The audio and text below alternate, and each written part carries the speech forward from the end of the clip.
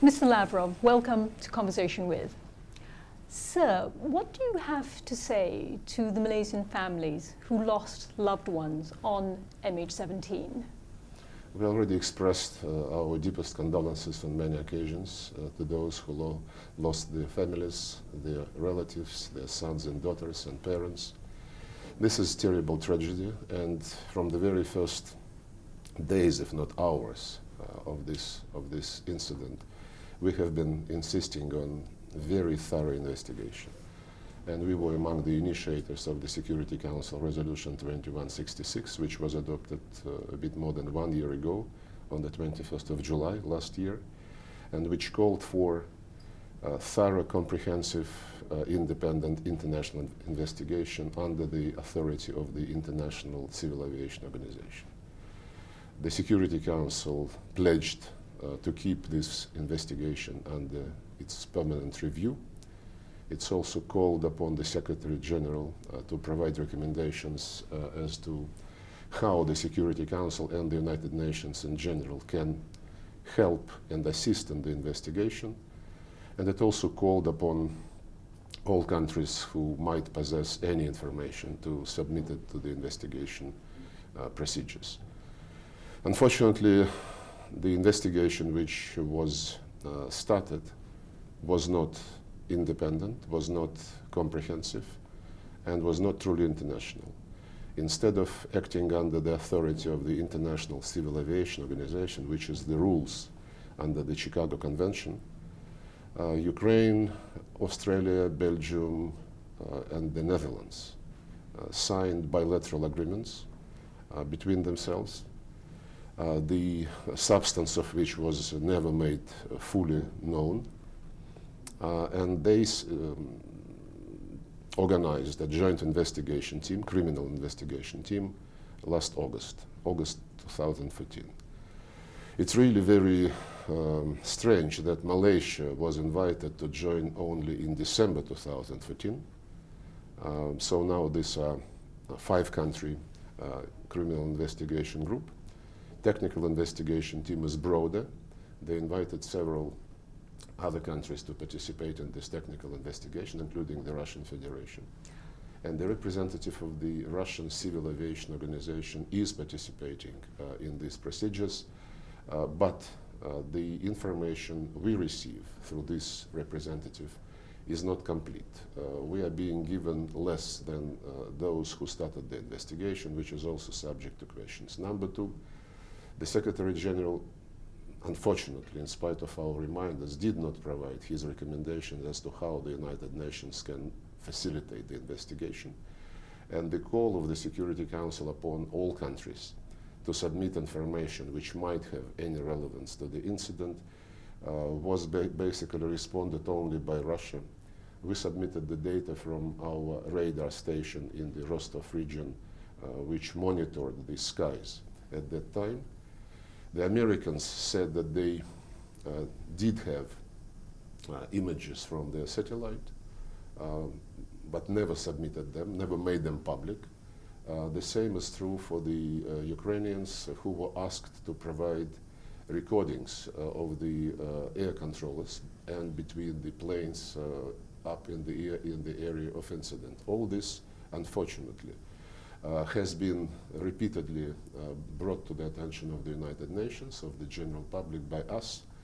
We suggested that the Security Council a couple of times should consider the implementation of that resolution and should call upon everyone to strictly abide by its provisions. Unfortunately, the proposals were blocked on the Security Council, and the Secretary General also was asked by us to appoint special envoy to monitor the investigation, and we also suggested to dispatch Security Council mission to the area. All this was blocked and unfortunately blocked by those very countries who now insist on creating the tribunal. Yes, well, it's a little bit confusing now, though, sir, because the Malaysians have, as a representative of a group, and that is, of course, Malaysia, Australia, Belgium, the Netherlands, Ukraine, Australia have all come together, though, to put forward the latest draft resolution for the tribunal, and they seem to be in agreement that there appears to be sufficient evidence to pursue a criminal tribunal. Why is it that Russia decided to veto that draft resolution? Why are you so against a criminal tribunal? No, we are very strongly demanding that the truth be established and that the culprits be brought to justice. The Security Council was involved from the very beginning, and I just explained what measures the Security Council demanded to be taken 1 year ago. None of this was implemented. And the investigation is not transparent. It is not complete yet. The preliminary report which was circulated causes so many questions. It never answers such, very simple thing which air traffic and air service experts immediately brought to the attention of the public. They never they only said that the plane was hit by high energy particles. The first thing investigators, professional investigators do is to conduct chemical analysis of those particles. With modern technologies, it is possible to immediately identify what is the metal and what factory in what country produced this particular thing. Another problem, which I believe is very important, from the very beginning there were finger pointing, saying that we know who did it. The rebels in Ukraine did it from the Russian-made air defense missile system, and they even identified the system, which is one of the options, one of the versions we believe must be thoroughly investigated. Why do you think they never, ever approached the company, the Russian company, which produces those systems? The company itself conducted its own study, and they presented the results in June this year. But the fact that the investigators didn't ever approach the company which produced the system from which the investigators say the plane was hit is causing a lot of questions. My point, answering your question, is that the Security Council, 1 year ago, identified very specific steps to conduct investigation, and most of the steps were not heeded, were not implemented. And people repeatedly blocked our proposals for the Security Council to pick up the matter during the year which passed after the tragedy, and they were saying that they are doing this among themselves. By the way, the 5 countries you mentioned apparently agreed among themselves not to provide not to make any information public unless all of them, including Ukraine, agree. And we also don't understand why Malaysia was invited only 6 months after the investigation team was composed. But Malaysia obviously seems satisfied enough to actually be the proposer of the resolution, the draft resolution for the criminal tribunal. And he expressed great disappointment, in fact, that the draft resolution wasn't passed. The blocking vote came from the Russian Federation. Right, that's right. And so if the countries involved who suffered victims seem to feel that the coming report, which will be out in October, has sufficient evidence in it to pursue a criminal tribunal, why is Russia still so adamant? You say they were disappointed. We have been hugely disappointed that during the year which passed after the tragedy, all our attempts to push the investigation, to make it transparent, to provide information, because the families did not receive enough information. All our attempts to get answers to the questions which we formulated through our professional civil aviation agency, all this was just stonewalled, and it causes suspicions. And if you take the... What is your suspicion, sir?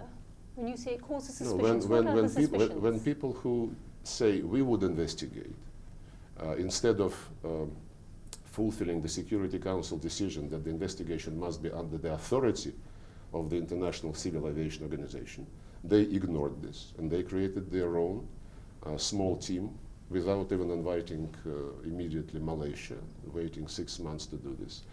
Then, in the previous disasters like this, including when in 1988 the United States shut down the Iranian civil airliner, when Ukraine shut down the Russian airline in 2001, Lockerbie case, all these have been considered as criminal offense. The Security Council never created any tribunal to investigate these incidents. Every time there was some special way out. And the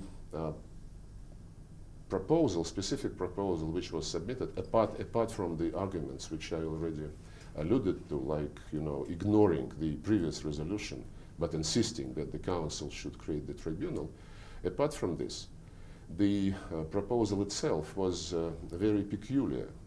It was proposed in the draft statute to establish the tribunal based mostly on the Ukrainian law, for the judges and prosecutor of the tribunal to be appointed by the Secretary General without consulting the Security Council, and the judges, as it was proposed in the draft statute, should have experience in exercising Ukrainian and Malaysian law.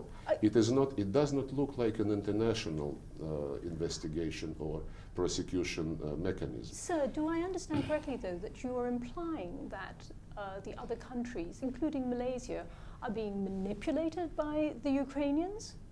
I'm not saying that anyone is manipulated by Ukrainians, and least of all by Malaysians. We believe Malaysia is the most sincerely interested country in establishing the truth. It has experienced two disasters with its airliners, and I don't see any political motivation in what Malaysia is trying to do. There should be no doubt about it. I cannot be so certain about some other colleagues, especially from the Western countries, who seem to be quite prejudiced.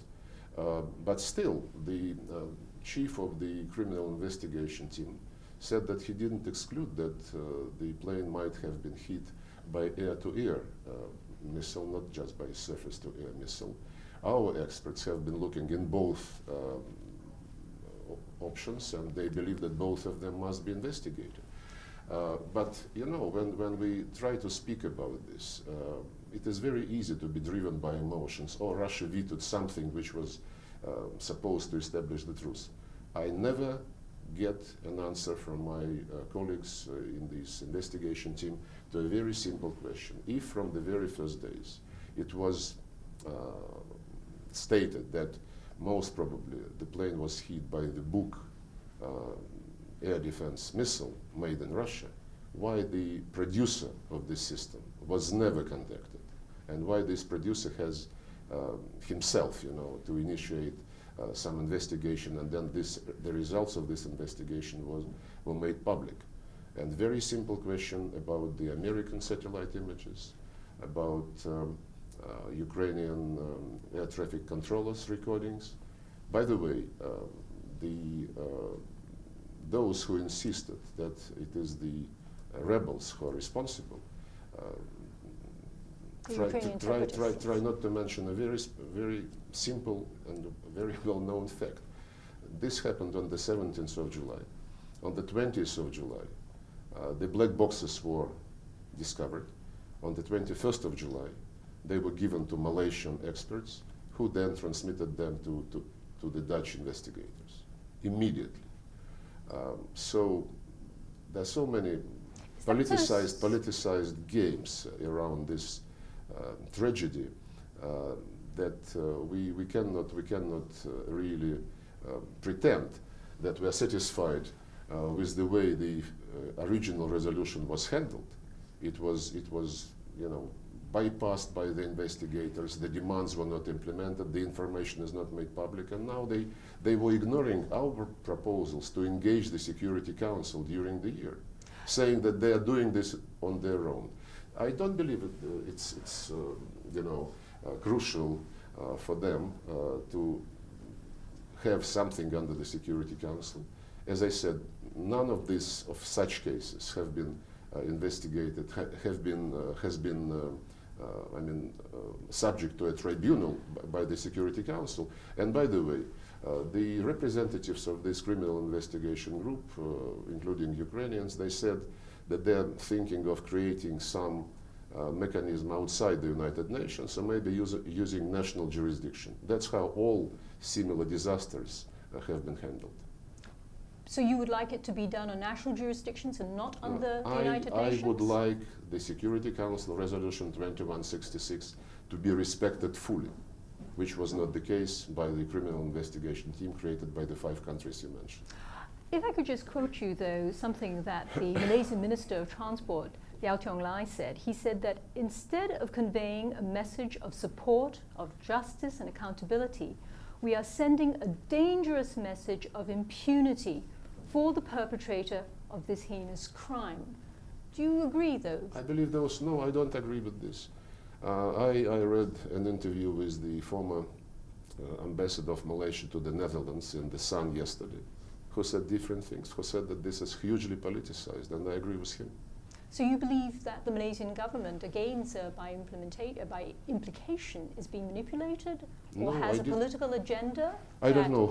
It's not been obviously revealed? I don't know whether the Malaysian government is manipulated. I said only one thing, I can repeat it again. I don't have any suspicions that Malaysian government sincerely wants to establish the truth. I'm sure this is the case for the Dutch government, for the Australian government, but there are also those in Europe and in the West who would like to use this tragedy to achieve also political purposes. Who are these in Europe and the West who would try to achieve a political purpose? Well, those who discounted already those who have suffered most. Those who immediately, next day after the disaster, pointed the finger to the rebels. Now these very people say that they want the justice to prevail. Are you referring to the Ukraine?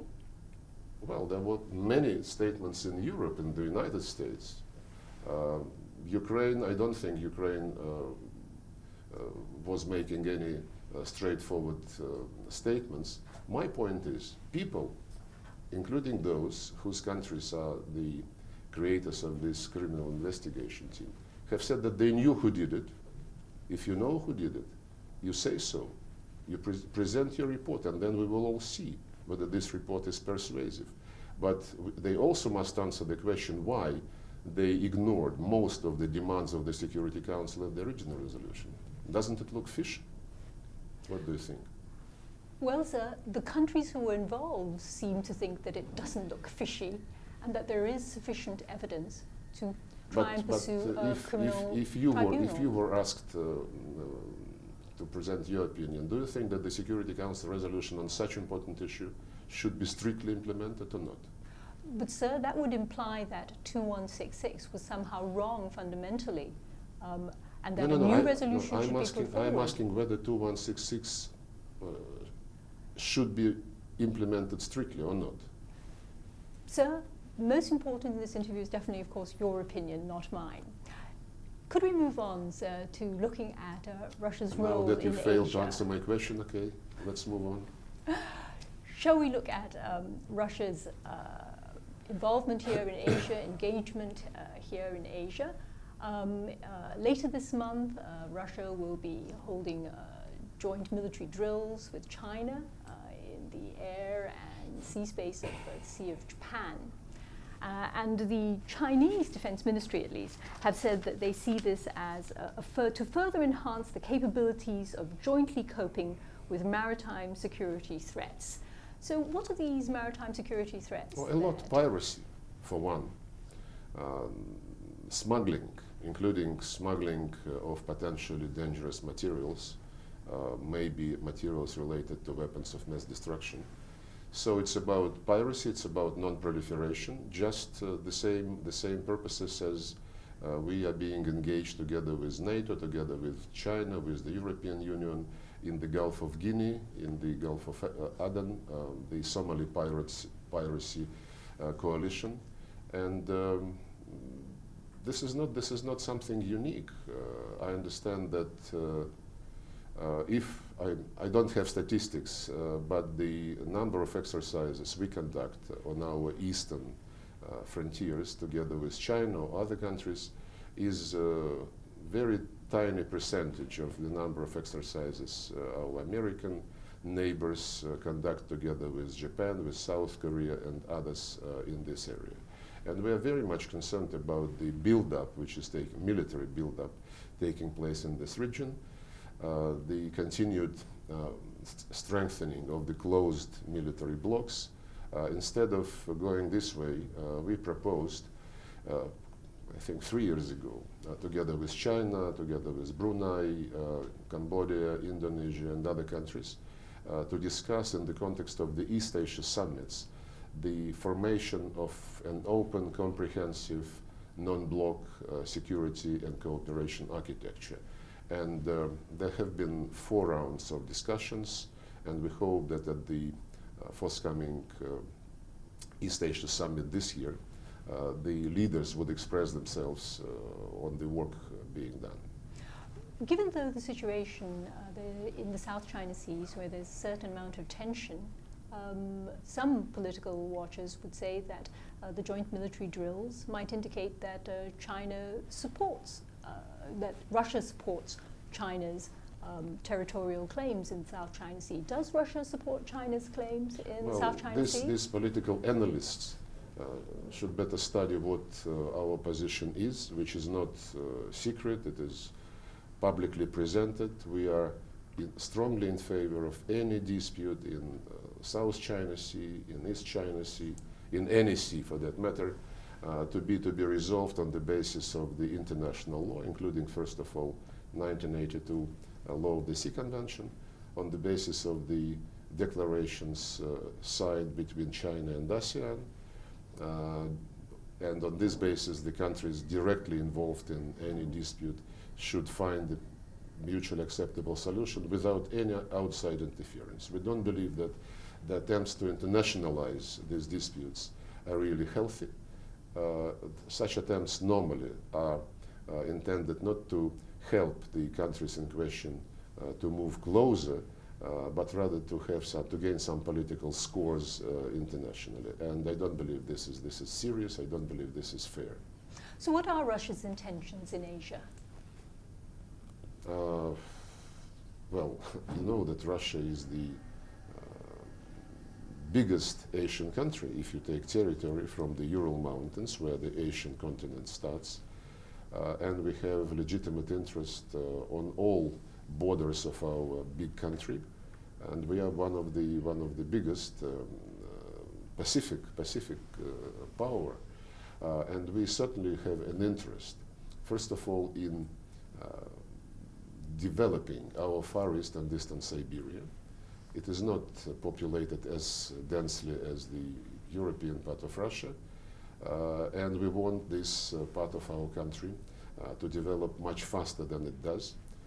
And of course, these days of interdependence, globalization offer a lot of opportunities to promote your national interest in cooperation with your neighbors, with other countries in the region.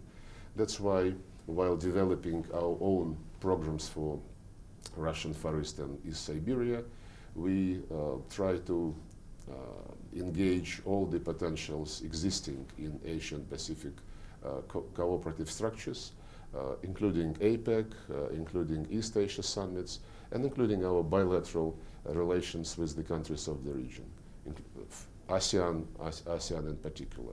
We're now number 8 economic partner of ASEAN. Our volume of trade doubled during the last 7 years. It is more than $20 billion a year now.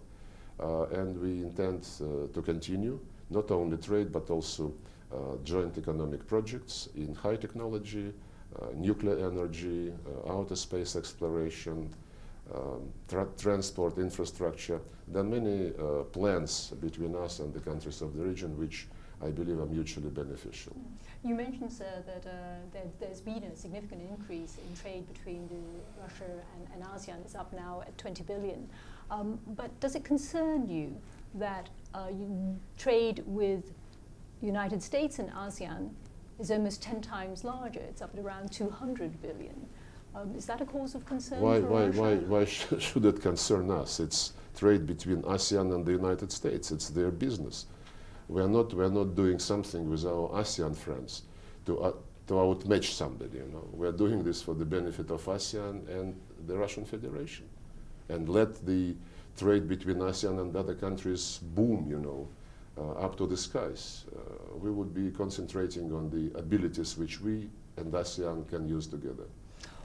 What do you think of the moves by the current Japanese government, Prime Minister Abe's government, to change their constitution so that they can be more active militarily overseas? Is this something that Russia sees? It is the Japanese concern? constitution, and it is the responsibility of the Japanese people.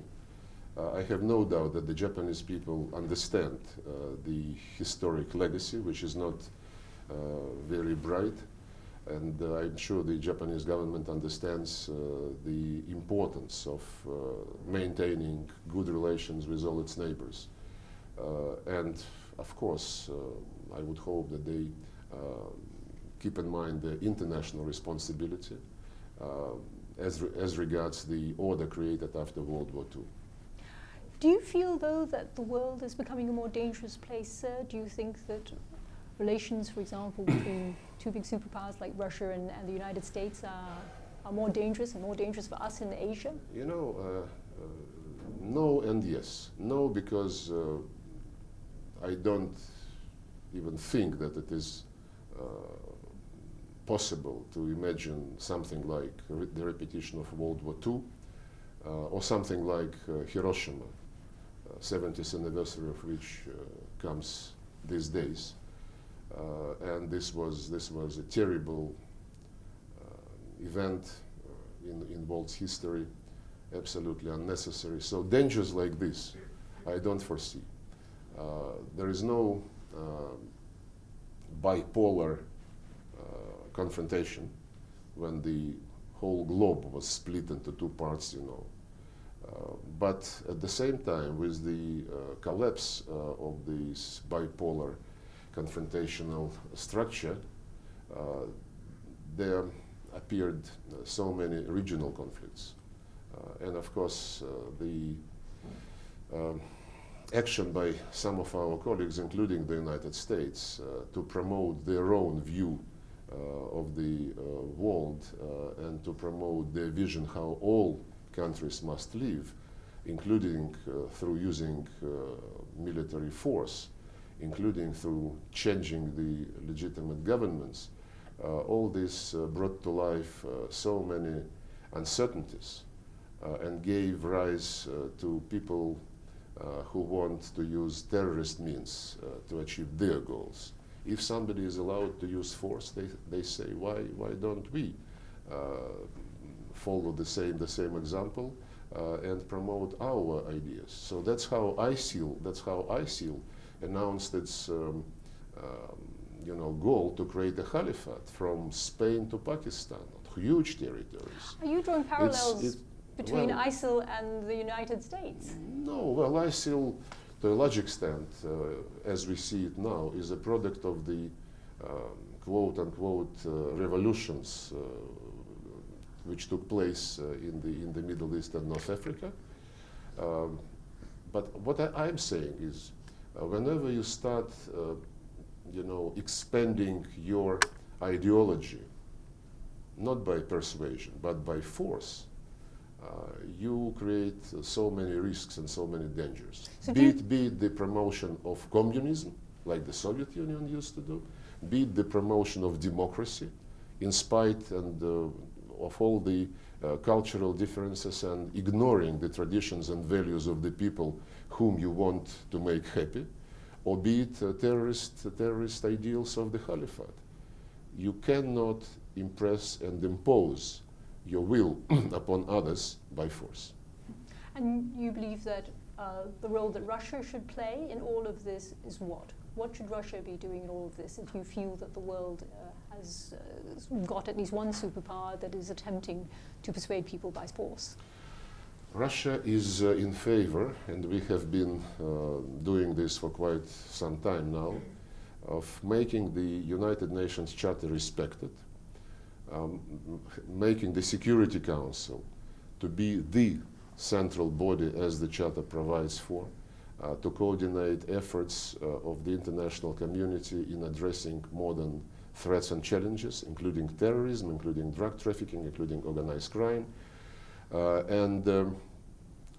Our initiative, which we presented last year, is to have under the United Nations Security Council a thorough analysis of all threats which are present in the Middle East and North Africa, mostly the threat of terrorism, and to elaborate common standard to address such threats.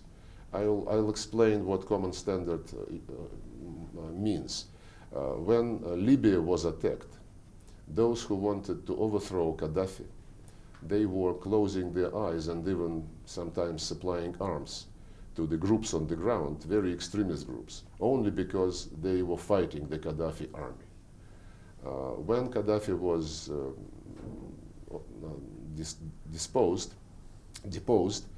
these very people started trouble in neighboring countries, including Mali, and the countries who armed them, like France, for example, who armed them to topple Gaddafi, were fighting them in Mali, and these people were fighting the French with the French weapons. This kind of double standards must be avoided.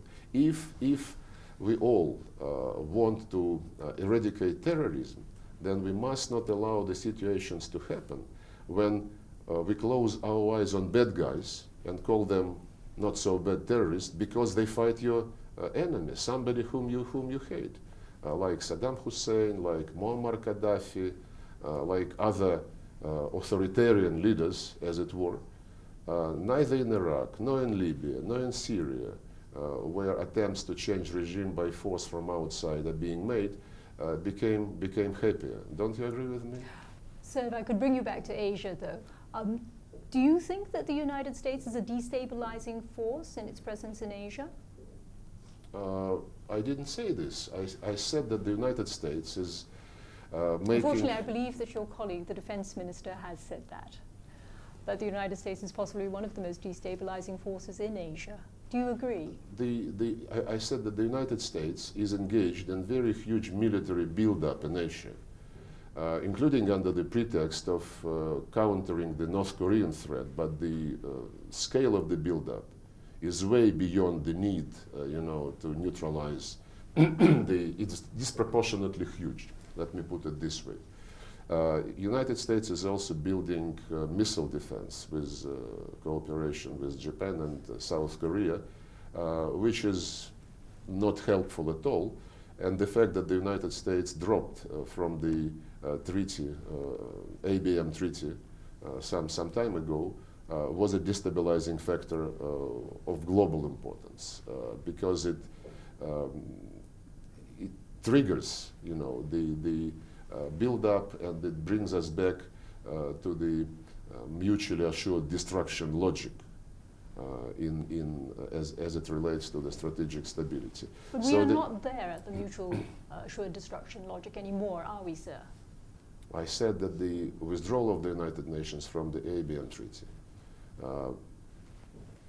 brings temptation to bring this logic back, which would be very unfortunate. Russia would not want that. Russia doesn't want any arms race, and Russia would not engage in the arms race. We have enough technological means to provide not very expensive answer to the efforts to build missile defense, especially when the Iranian nuclear issue has been resolved, and President Obama in 2009 publicly said that if Iranian nuclear issue is resolved, there would be no need for missile defense in Europe. It seems that he was not telling the truth. Sir, a fundamental question, is Russia still a superpower? And this will be the last question. Is Russia still a superpower? And we're modest people. It is up to objective analysts internationally to describe what Russia is. And you would not use the word superpower on Russia? We respect ourselves and we have our own dignity, but we would not brag, about what we are. Let the objective analysts decide. Minister, thank you very much for being in conversation with. Thank you.